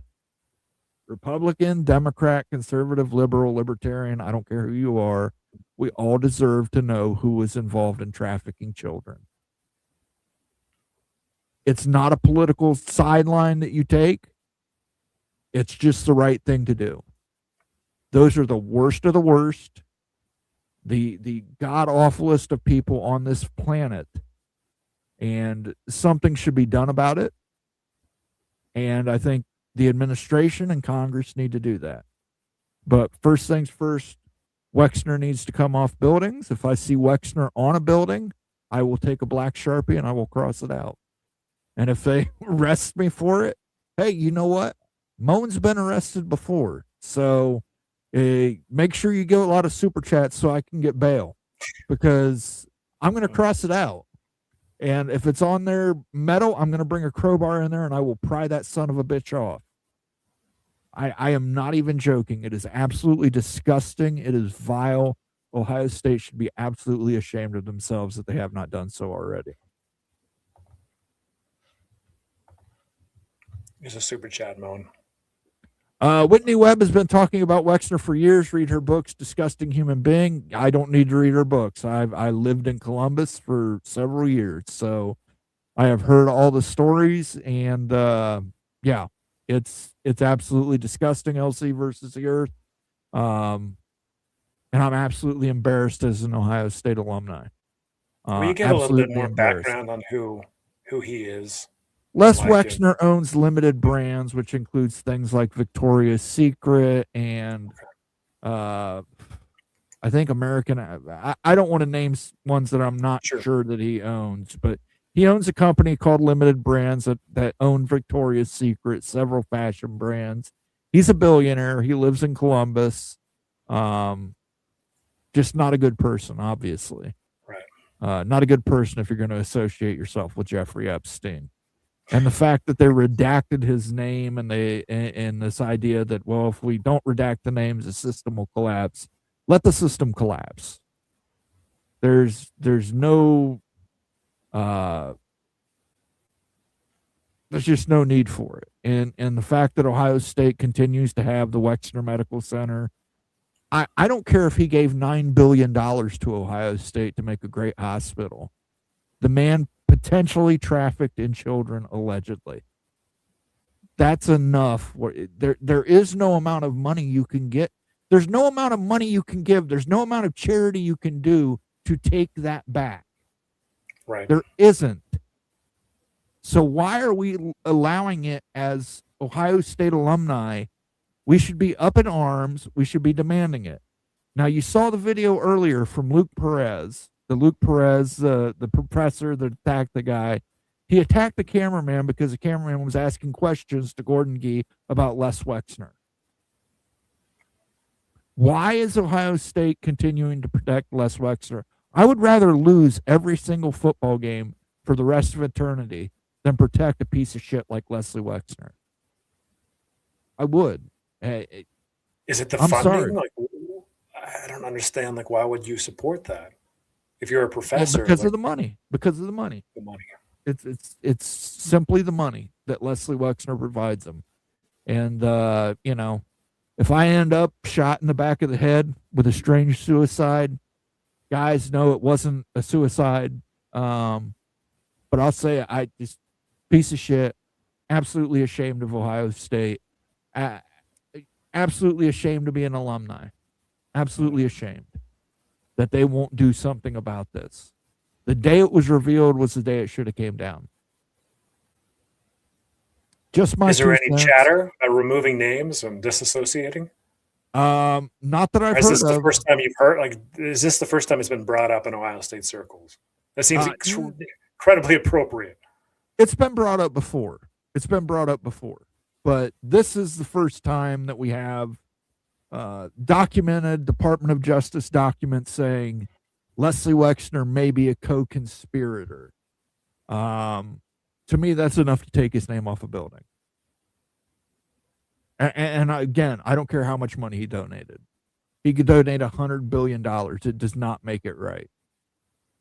There is no amount of money in my books that resolve that.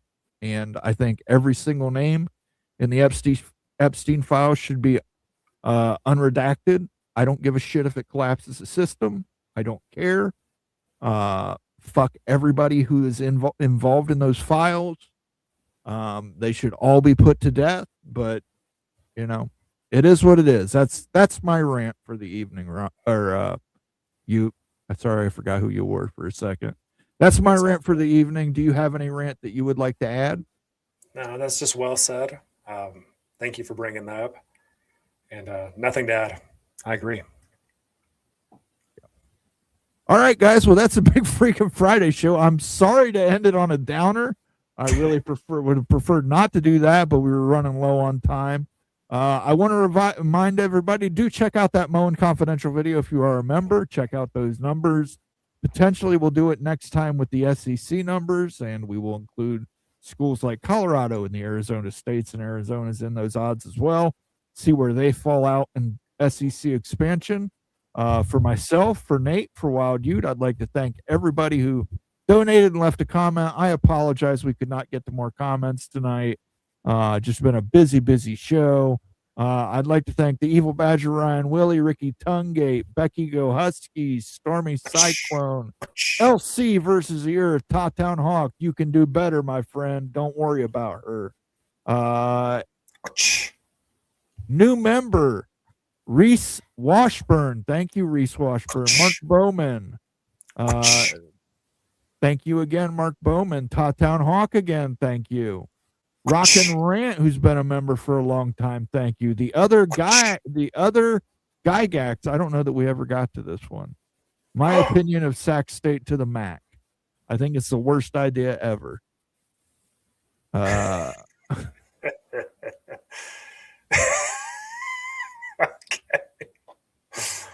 Don't even get me started on that rant. That's another rant. That's another rant.